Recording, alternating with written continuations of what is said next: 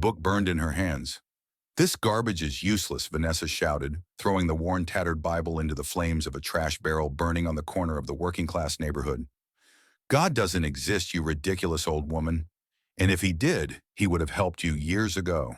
The fire caught quickly, hungry and bright, curling the thin pages inward as if they were trying to escape. Ink blistered. Margins filled with handwritten prayers shriveled into black ash. For a split second, the barrel crackled louder than the city, louder than traffic, louder than the distant siren, louder than the breath that left the old woman's chest. Mrs. Elena Ramirez dropped to her knees on the frozen sidewalk. Her hands trembled not from the cold alone, but from the shock of watching the last thing she owned turn to smoke. That Bible had been pressed into her palms by her husband decades earlier, on a night when they had nothing but faith in each other. Every page carried dates, names, small miracles remembered in pencil. Now those memories lifted into the air like dying embers. "Please," she whispered, her voice barely stronger than the wind. "Please. That's my Bible." Vanessa didn't hear or chose not to. Her heels clicked sharply against the pavement as she stepped back, face tight with disgust, not guilt. To her friends watching from a distance, it looked like confidence, control, power, the kind of woman who never looked down. She climbed into her white luxury sedan and pulled away without hesitation. The tires tore through a puddle, spraying dark icy water across Elena's thin dress. The car vanished down the street, leaving behind the smell of burning paper, wet concrete, and something else harder to name, something final. Elena stayed there, kneeling, staring into the barrel as the last fragile page collapsed in on itself. The fire died down, satisfied. All that remained was ash. What no one on that corner noticed, what no one could have noticed, was that the moment the Bible touched the flames, something shifted far beyond the reach of sight. As Elena's tears fell onto broken pavement, a reckoning was quietly set in motion. Not with thunder, not with lightning, but with precision. Because some acts are not forgotten, some words do not dissolve into smoke, and when something sacred is burned in cruelty, heaven does not look away. A line had been crossed. A debt had been recorded. And though the streetlights flickered back to their ordinary glow, unseen eyes had already taken note, patient, unblinking, and impossibly close. The fire died quickly, leaving only a crust of gray ash clinging to the rim of the barrel. Around it, the street returned to its usual rhythm, buses groaning at the corner, a vendor dragging a cart, an apartment window slamming shut. To everyone else, it was just another unpleasant moment in a neighborhood that had learned not to linger on pain that wasn't its own. Mrs. Elena Ramirez remained where she was, knees pressed into the cold concrete, hands hovering as if she could still pull something back from the air. When she finally stood, it was slowly, carefully, like someone much older than her years. Her joints protested, but she welcomed the ache. Physical pain was easier to understand than the hollow space opening in her chest. She gathered the hem of her thin coat and moved away from the barrel, eyes lowered.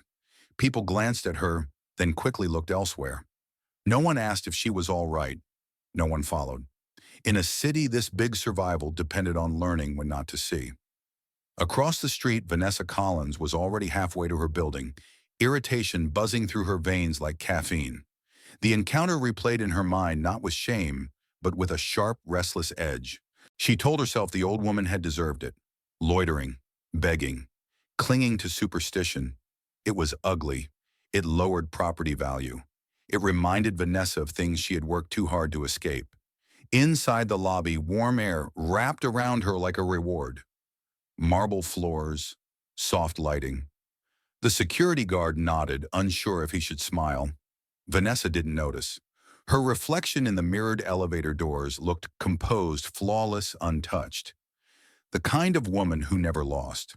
But as the doors closed, something unsettled flickered behind her eyes. Not regret, something closer to irritation without a name.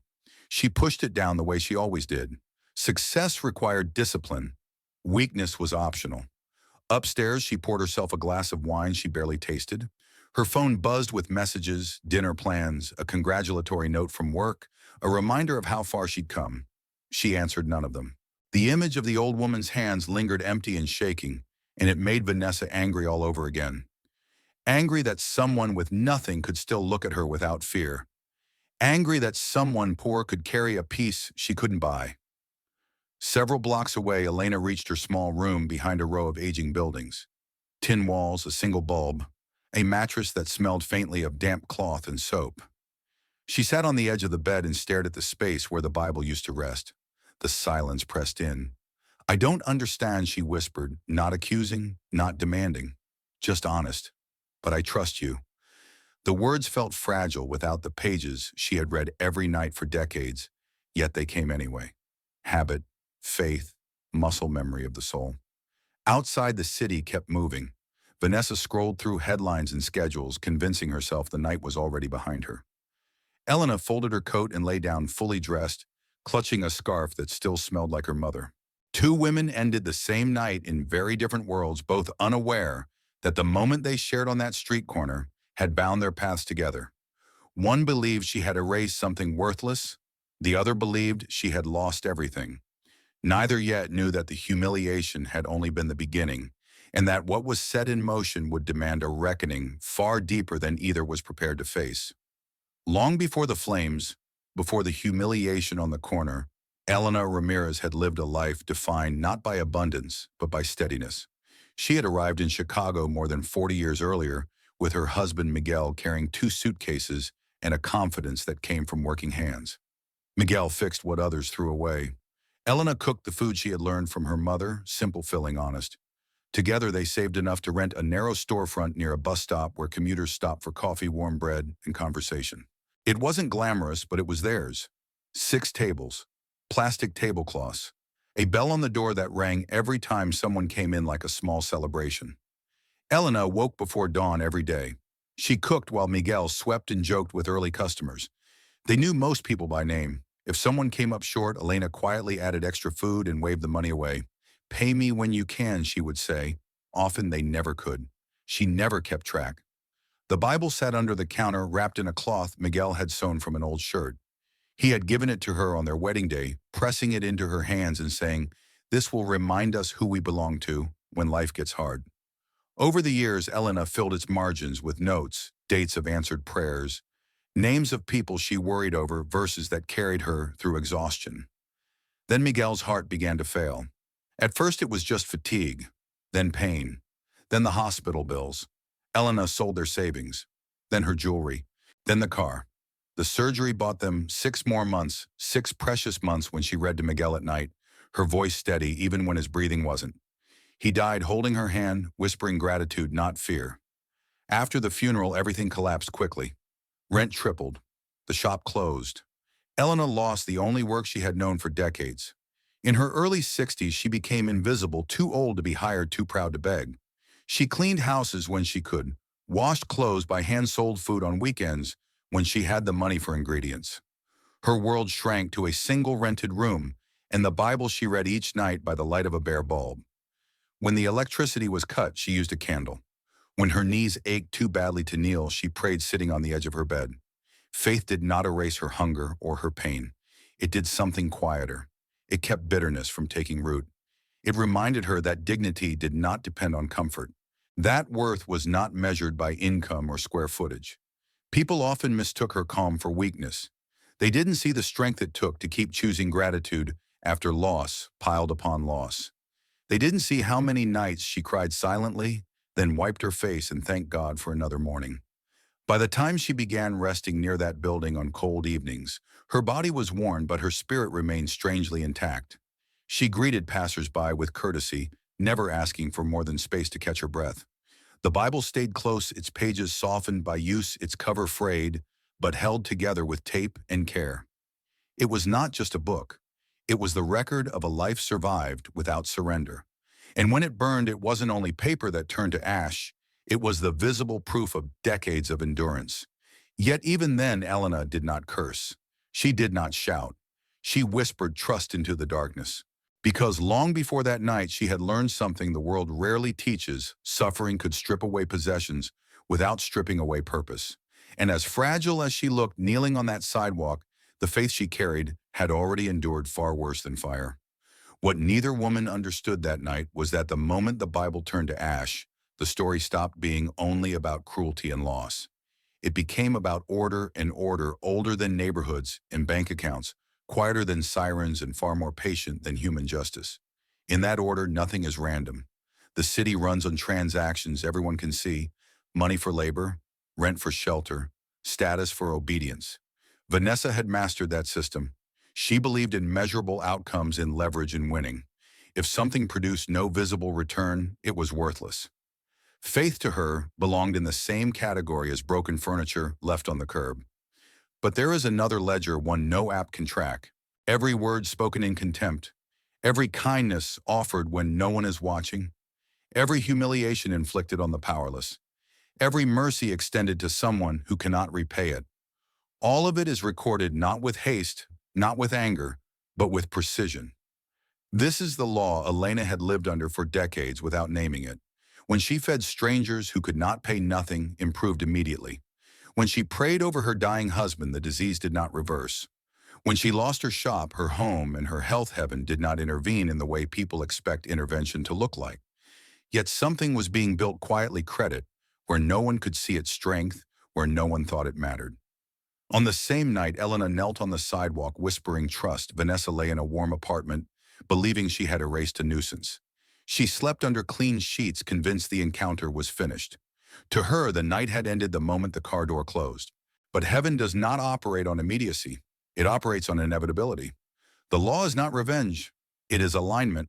When someone with power uses it to crush rather than protect, imbalance is created. When someone with nothing chooses mercy over bitterness, balance begins to tilt back. The correction does not always arrive as punishment. Often it comes as exposure of emptiness, of fear of the truth a person has worked hardest to bury. Elena believed God was present even when she could not feel him. Vanessa believed God was absent because she had never needed him. Both beliefs would soon be tested not by spectacle, but by consequence. Because heaven does not always respond with fire. Sometimes it responds with silence that tightens, with restlessness that won't fade, with doors that stop opening the way they used to, with memories that refuse to stay buried, with encounters that feel accidental but arrive with surgical timing. That night, as ash cooled on the corner, two accounts moved in opposite directions. One, filled slowly over a lifetime of unseen faithfulness, reached a tipping point. The other, inflated by success but hollowed by contempt, crossed a line it could not uncross. No thunder announced it. No voice declared judgment. The law had already begun to work. Not to destroy, but to reveal. Not to humiliate, but to correct. Not to end a life, but to redirect it. And somewhere beyond the reach of city lights and human schedules, the response was set, not rushed, not delayed, but exact. The kind of response that arrives only when the heart is ready to be confronted by truth. The fire on the sidewalk had gone out, but the accounting had just begun. Cruelty had not been Vanessa Collins' starting point. It was her armor. Long before designer heels clicked across polished lobbies, she had been a girl called V, sitting on a cracked stool in her father's auto shop on the south side. She learned early how to pass wrenches, how to wipe grease from her hands, how to listen while engines told their stories. Her mother stitched dresses late into the night, humming softly, promising that hard work could build a better life. In that small apartment, love was never scarce, even when money was. V was brilliant. Teachers noticed. Scholarships followed. She studied with the ferocity of someone who understood that failure meant falling back into a world she believed she could not survive twice. Each promotion reinforced the lesson she carried: silently, success was safety. Poverty was a threat. Somewhere along the climb, pride replaced gratitude.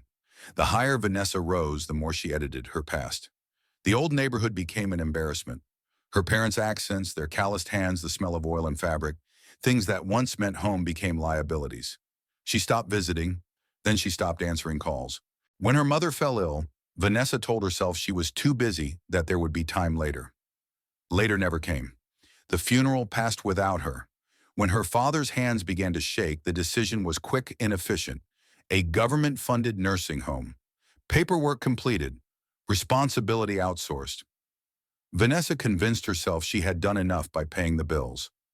Distance felt cleaner than guilt. From the outside, she looked untouchable. At work, she spoke in metrics and projections, rewarded for decisiveness that bordered on severity. She learned that people listened when she dismissed them, that fear produced results, that control kept vulnerability at bay, and so she cultivated it. By the time she crossed paths with Elena on that cold street, Vanessa had trained herself to see poverty not as misfortune, but as failure. If she had escaped it, anyone could. Compassion felt dangerous. It cracked the narrative she depended on to justify the life she had built. And what unsettled her about Elena was not the woman's need. It was her peace, the quiet dignity of someone who had lost everything and yet refused to shrink. That calm exposed the lie Vanessa lived with every day that success had healed her. It hadn't. Beneath the tailored clothes and professional confidence lived a constant fear of becoming invisible again, of being small, of being powerless. The Bible in Elena's hands symbolized something Vanessa had abandoned and could not control: faith, belonging, an identity not earned or revoked by performance. So she destroyed it. Not because she hated God, but because she hated the reminder of a self she had buried. The girl who once prayed in a crowded apartment, asking only that her family stay together. The girl who believed worth was inherited, not achieved. Vanessa's cruelty was never about dominance. It was about distance. Every harsh word, every public humiliation, every calculated dismissal served the same purpose: to keep pain at arm's length. But armor that blocks sorrow also blocks healing. And as effective as Vanessa's defenses had been in boardrooms and negotiations, they were useless against the kind of accounting that had begun. The past she tried to erase was not gone. It was waiting, waiting to be named, waiting to be faced, waiting for the moment when control would no longer be enough. Because what looked like strength to the world was in truth a carefully managed fear. And fear, no matter how well dressed, always leaves a trail one heaven never fails to follow. The consequences did not arrive with drama. They came quietly, the way leaks do, small at first, easy to dismiss, impossible to ignore once the damage spread. That night, Vanessa lay in her bed, surrounded by silk sheets and city lights. Sleep usually claimed her in minutes. It was one of the many things she prided herself on: efficiency even at rest. But the dark refused to cooperate. Each time she closed her eyes, fire bloomed behind her lids, pages curled, ash lifted, and in the center of it all, an old woman's hands hovered empty and shaking, not accusing, just waiting. At 3:47 a.m., Vanessa sat up, heart racing. She told herself it was nothing. Stress, wine, a long week. She swallowed a sleeping pill and stared at the ceiling until morning leaked through the blinds. The next day, the first crack appeared. Her car hesitated leaving the garage, the engine stuttering with a metallic whine she had never heard before. She pressed the accelerator harder. The response was sluggish, disobedient. By the time she reached the street, warning lights flickered. Minutes later, the engine died completely. Vanessa stared at the dashboard in disbelief. The car had been serviced last month. It wasn't supposed to fail. Not like this. Not now. She called for roadside assistance, irritation sharpening with every automated message. 2 hours, they told her. 2 hours stranded in her own building's parking structure, scrolling uselessly on her phone, forced into stillness she hadn't scheduled. For the first time in years, she arrived at work late. The meeting had already started. Eyes turned when she slipped into her seat, perfectly tailored, breath tight. The presentation she had spent months refining came next. It was sharp, polished, ruthless in its precision. Normally, it would have been celebrated. Instead, the room was quiet. When her supervisor finally spoke, the words landed heavier than rejection. "It's effective," he said carefully, "but it's cold. Condescending. We can't talk down to people like this." Vanessa felt heat rise in her face. She argued. She defended. She cited numbers. None of it landed. The proposal was sent back for revision, something that had never happened to her before. Over the following days, the pattern continued. Emails went unanswered. A client she had counted on postponed indefinitely. A junior employee looked at her without fear for the first time and didn't back down. Small things, inconvenient things, but together they formed a message she couldn't decode. Worse than the setbacks was the sensation that followed her everywhere. A pressure in her chest, a feeling of being observed not by people, but by something that saw past her rehearsed confidence. She checked reflections more often. paused mid-sentence, unsure why she was speaking so sharply. Control, her greatest ally, began slipping through her fingers. Across the city, Elena moved through her days with aching knees and empty pockets. Yet something in her posture had changed. She still hurt. She still lacked. But she rose each morning with a steadiness Vanessa couldn't manufacture. The contrast was not lost on the order that governed both lives. Vanessa told herself she was tired, that this phase would pass, that success always demanded pressure. But late at night, alone in her apartment, the silence pressed back harder than before. The memory of the burning Bible refused to stay buried. This was not punishment, it was unraveling. The systems Vanessa trusted, money, influence, and preparation, were no longer delivering certainty. The world that once responded instantly to her commands now hesitated, delayed, questioned, and somewhere beneath her frustration, a quieter truth began to surface. Something had shifted, and she was no longer in control of what came next. The accounting had not finished. It had only begun to make itself known. 2 mornings after the fire, Elena Ramirez woke with the familiar ache in her knees and a new, sharper emptiness in her chest. The space beside her bed where the Bible had always rested was still bare. She reached for it out of habit, then stopped, her hand hovering over nothing. The loss felt heavier in daylight. She washed her face with cold water, tied her coat tighter, and stepped out into the gray Chicago morning. Work had become uncertain. One of the families she cleaned for had let her go the day before, apologizing softly while closing the door. Elena nodded, thanked them, and walked away without protest. Pride had taught her how to lose without spectacle. She headed toward the open-air market, not to sell anything, she had no money for ingredients, but to walk, to pray, to remember she still belonged somewhere in the flow of people. Vendors were setting up. Metal shutters rattled. The smell of coffee drifted through the cold air. She sat on a bench near the produce stalls, hands folded, eyes lowered. Mrs. Ramirez. The voice was calm, male, close enough to startle her. She looked up. The man standing there appeared unremarkable at first glance. Early 30s, maybe. Jeans. A clean but well-worn jacket. His face held no urgency, no pity, only attention, as if he had been waiting for the right moment to speak. "Yes," she said carefully. "I heard what happened to your Bible," he said. Not as a question, not as gossip, just a statement. Elena's brow furrowed.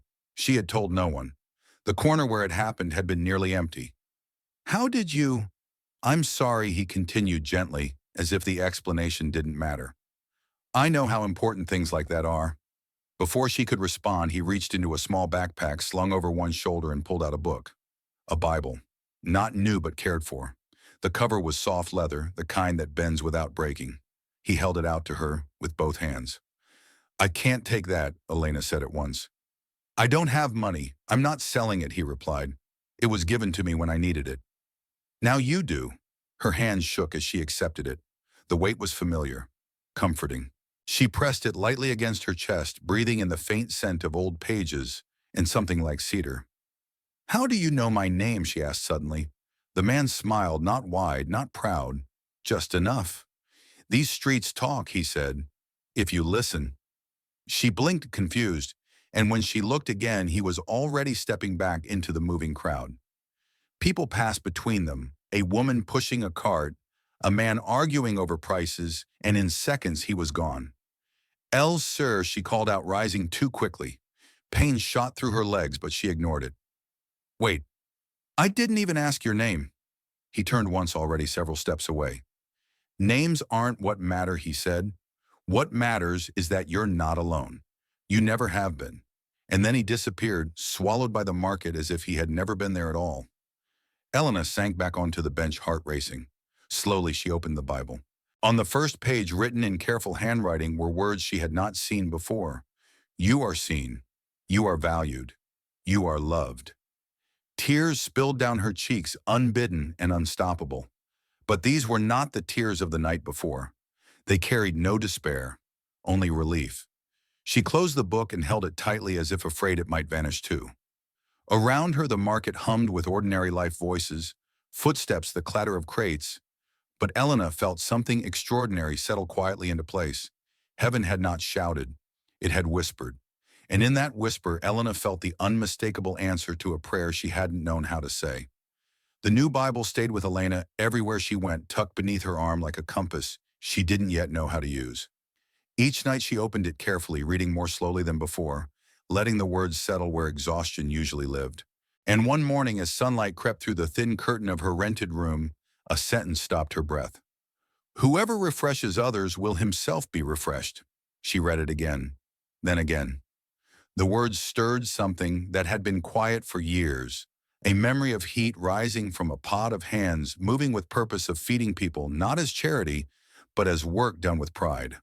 Cooking had never been about profit for Elena. It had been about dignity, about creating something useful with what she had been given. By noon, the idea would not leave her. She could make food again. Not a full storefront. Not yet. Just a small batch. Enough to sell at the market. Enough to stand on her feet and say, "I earned this." But the practical obstacles came quickly. Ingredients cost money. Even the simplest recipe required more than she had. Her savings sat at barely a few crumpled bills in an envelope, nowhere near enough. That afternoon, she walked to the market anyway, not to sell, but to think. She sat on a bench near the same stalls as before, Bible resting on her lap, whispering prayers that were more sigh than sentence. "You're thinking about cooking again." Elena looked up, heart skipping. The man stood beside her, hands in his pockets, eyes calm as ever. He hadn't startled her this time. It felt as if she had been expecting him. "I am," she admitted. "But I don't have the money." "It's a foolish thought." He shook his head gently. "There are no foolish dreams, only dreams waiting for the right moment."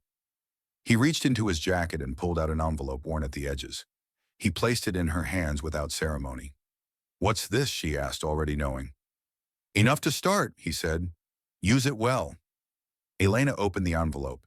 Inside were several crisp bills, more money than she had seen all at once in months. Her hands trembled. "I can't accept this," she said. "I don't know how to pay you back." "You don't pay me back," he replied. "You pass it on, when you can." That's how real miracles move. She looked up to thank him, to ask his name, to say something worthy of what he had just done. But he was already walking away, disappearing between the stalls as naturally as breath leaving the body. That night, Elena worked until her back screamed in protest, her small room filled with the smell of spices and warmth she hadn't known in years. Muscle memory returned with each movement, mixing, folding, shaping hands, remembering what the world had tried to make her forget. By morning, she carried a basket to the market. It wasn't large. It didn't need to be. People stopped. They bought. They smiled. By late morning, everything was gone. Elena sat on the curb with the empty basket in her lap and counted the bills twice just to be sure. She hadn't made a fortune. She had made something far more valuable. She had earned. Across the city, Vanessa stared at spreadsheets that refused to resolve, irritated by a sense of pressure she could not explain. Meanwhile, Elena bowed her head, whispering thanks not for the money, but for the return of purpose. The miracle was not the envelope. It was what the envelope unlocked. The quiet restoration of dignity. The next morning, Elena returned to the market before sunrise, the basket heavier than the day before, and her steps lighter than they had been in years. She sat up quietly, choosing a spot near the corner, where the foot traffic slowed just enough for people to notice her. There was no sign, no branding, just warm food, and a woman who stood straighter than she had any right to. The first customer hesitated, then smiled. "How much?" he asked. Elena named a modest price, almost embarrassed by how small it sounded. He paid without argument and thanked her as if she had done him a favor.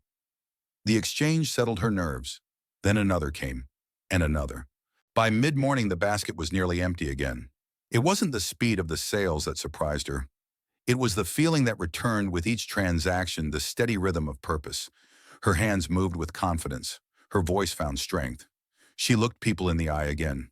When a young mother approached with a child tugging at her coat, Elena noticed the hesitation in her gaze, the quiet calculation of coins in her palm. Elena added an extra portion without comment and waved away the apology. The woman's eyes filled with tears.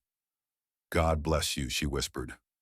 Elena smiled, understanding the weight of those words in a way she hadn't before. Blessings were not always something received. Sometimes they were something allowed to pass through. By noon, the basket was empty. Elena sat down, legs aching, heart full, counting the money only once.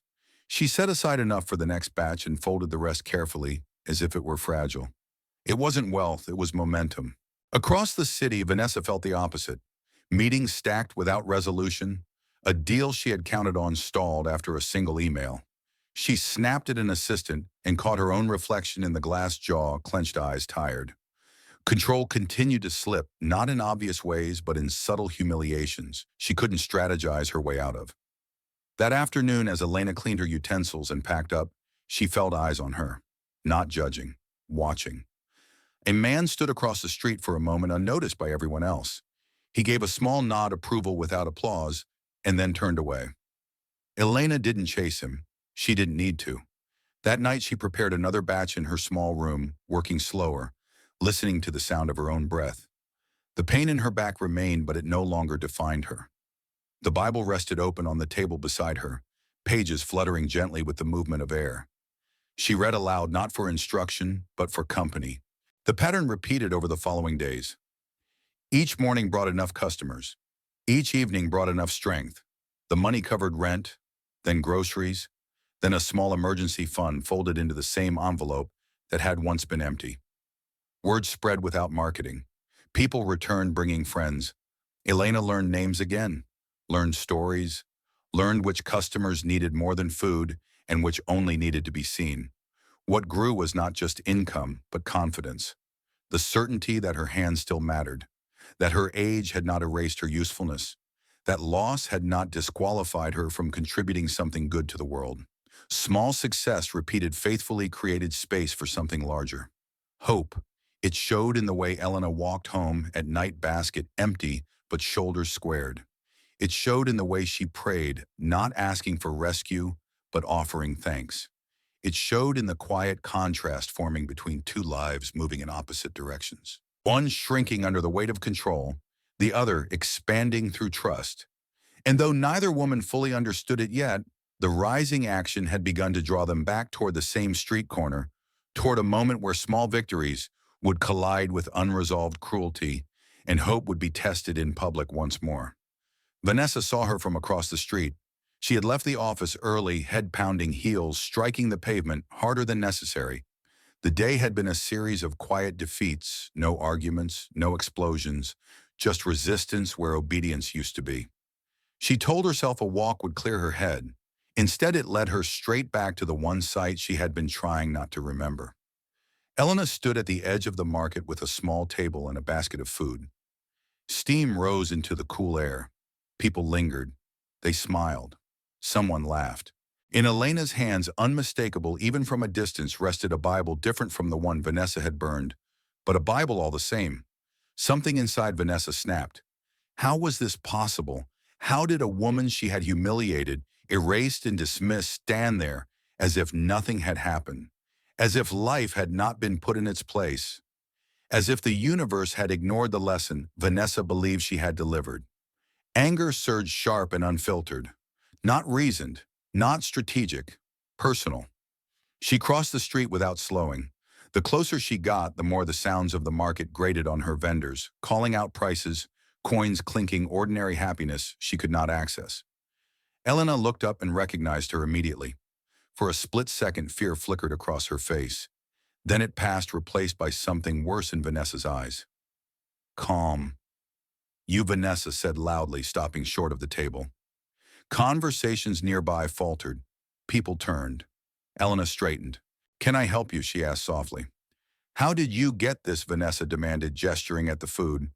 Who gave you money? Are you begging again? Stealing. No, Elena replied. I'm working. Vanessa laughed loud and brittle. Working, she repeated. This is what you call working? Before Elena could respond, Vanessa reached forward and grabbed the basket. In one violent motion, she flipped it over. Food spilled onto the pavement, rolling, tearing, scattering under startled feet. Someone gasped. A child cried. A vendor swore under his breath. Elena dropped to her knees instinctively, trying to save what she could. Her hands moved quickly, desperately gathering what wasn't crushed. Please, she said, not to Vanessa, but to the moment itself. That's my work. Vanessa's voice cut through the scene. You should thank me, she said. I'm showing you the truth. Your God didn't save your Bible. He didn't save your food. Where is your miracle now? The crowd watched in tense silence. Phones stayed in pockets. Eyes darted away. In a city trained not to intervene, the space around them widened, isolating both women in plain sight. Elena looked up, breath-shaking food stains on her hands. For a moment it seemed as though she might break. Instead, she simply said, "I don't hate you." The words landed wrong. They didn't satisfy. They didn't provoke the collapse Vanessa wanted. They exposed something raw and unfinished inside her, and she recoiled from it like a burn. "Get out of my way," Vanessa snapped, turning sharply. She took 3 steps before a voice spoke behind her, steady, unhurried, carrying weight without volume. "The miracle is here." The market fell silent. Vanessa froze, heart thudding, as something in the air shifted, subtle, undeniable. She turned slowly, irritation giving way to something colder. A man stood near Elena, kneeling to help her gather what remained.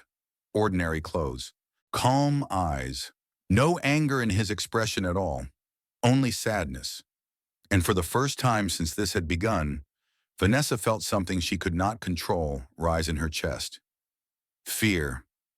The man's voice did not rise above the noise of the city, yet it cut through it completely. The miracle is here. Vanessa turned fully now. The irritation that had fueled her outburst drained from her face, replaced by confusion. Then something colder. The man was kneeling beside Elena, lifting the unbroken food from the pavement as if it still mattered. As if she still mattered. He moved without hurry, without accusation, and that unsettled her more than shouting ever could. "Excuse me," Vanessa said sharply, trying to reclaim authority. "This doesn't concern you." The man looked up. His eyes met hers, and in that instant, the market vanished. They were not threatening. They were not angry. They were devastatingly clear, like light entering a room that had been dark for so long, it forgot what light felt like. Vanessa's breath caught not from fear of him, but from the sense that she was being seen all the way through past titles and defenses, into places she had locked and buried. He stood, brushed his hands together, and faced her. "Mrs. Collins," he said. The sound of her name landed like a blow. Vanessa took a step back. "How do you know my name?" "I know many things," he replied gently. "I know you were born in a cramped apartment above a garage. I know your father taught you how to change a tire before you were 10. I know your mother sewed dresses late into the night so you could look like you belonged at school." Each sentence stripped something away. "I know your mother called your name before she died," he continued, his voice steady, sorrow threaded through it. "And I know your father still waits for you, even now." The crowd was silent. No one moved. Even the city seemed to pause. "You don't know anything about me," Vanessa whispered, though her voice trembled. "You have no right." "I have every right," he said, "because every word spoken in cruelty matters. Every act done in pride leaves a mark. You didn't burn a book, Vanessa. You burned hope. And you did it to prove you were stronger than your own fear." Her knees weakened. She grabbed the edge of the table to steady herself. The man turned briefly to Elena, helping her to her feet with care. "Go home," he told her. "Rest. Make more tomorrow. This will grow." Elena nodded, tears slipping down her cheeks. "Thank you," she whispered. "You always come," when he smiled at her, just slightly, then faced Vanessa again. "You are not the woman you pretend to be," he said. "Cruelty is not strength. It is armor forged by fear. Fear of being poor again. Fear of being invisible. Fear of being unloved." Tears spilled freely now, unstoppable. "I just wanted to be someone," Vanessa choked. "You already were," he said. "You didn't need to destroy others to exist." She looked at him, sobbing openly, stripped of every defense. "What do I do now?" He held her gaze, and the market felt impossibly small around them. "Start with one thing," he said. "Call your father. Tell him you love him. Tell him you're sorry. Then begin repairing what you broke, not with money, but with humility." She nodded, unable to speak. The man stepped back. The space around him seemed to bend as if the world itself were making room. For a moment, Vanessa wanted to grab his arm, to beg him not to leave, to ask the question rising in her chest. "Who are you?" she whispered. He met her eyes one last time. "You already know." Then he turned and walked into the crowd. People passed between him and the women vendors, customers' life continuing, and when they cleared, he was gone. Vanessa collapsed to her knees on the pavement, sobbing without restraint. Elena knelt beside her, resting a gentle hand on her shoulder. For the first time in years, Vanessa felt the truth settle fully, painfully, beautifully into her heart. The miracle had not been fire. The miracle was mercy. Redemption did not arrive quickly, and it did not arrive cheaply. The morning after the market fell silent, Vanessa Collins sat in her car outside a nursing home she had not visited in years. Her hands trembled on the steering wheel. The building looked smaller than she remembered. Ordinary, unimpressive. She had passed places like this 1,000 times without seeing them. Inside, the air smelled of disinfectant and weak coffee. An aide led her down a narrow hallway and knocked once before opening the door. Frank Collins looked up slowly. His hands shook in his lap, thinner, now older. For a long moment, neither spoke. Then Vanessa crossed the room and fell to her knees in front of him, the way she had the day before on the street. "I'm sorry," she said, voice breaking. "I left you. I chose myself." Her father stared at her as if afraid she might disappear again. Then with effort, he lifted one trembling hand and rested it against her cheek. "I never stopped loving you," he said. Something inside Vanessa finally gave way. She stayed. That day, the next. She learned the rhythm of his care, the cost of presence, the humility of showing up without applause. Redemption demanded time, and she paid it willingly. Elena's life changed more quietly but no less profoundly. Within weeks, Vanessa returned, not with an envelope this time, but with paperwork, permits, equipment, a small storefront lease near the market. She stood beside Elena, not in front of her, listening more than she spoke. "I don't want to own this," Vanessa said. "I want to help you grow it." Elena studied her carefully, then nodded. Forgiveness came easily to her. Trust took longer. The shop opened with little fanfare. Elena's kitchen, warm food, fair prices, extra portions slid across the counter to those who needed them most. People lined up not out of charity but loyalty. Elena hired other women who had been overlooked, teaching them recipes and confidence in equal measure. Vanessa changed too. At work, she dismantled campaigns built on shame and scarcity, replacing them with stories of dignity. She raised wages, created internships, funded scholarships quietly without press releases. When people thanked her, she redirected the credit. "This isn't mine," she would say. "I'm just fixing what I broke." Years passed. Elena grew slower, but never bitter. The Bible given to her by the stranger stayed near its pages, now filled with new notes. Names of women helped, prayers answered in ways she hadn't expected. One winter evening, Elena fell ill and did not recover. At her bedside, as machines hummed softly, she smiled at someone standing just beyond the reach of the others in the room. Her face relaxed, peaceful, whole. Vanessa felt it then, not grief alone, but assurance. The work did not end. Today, Elena's kitchen still stands. So do the women who learned there. So does a daughter who once believed power meant control and learned instead that power means responsibility.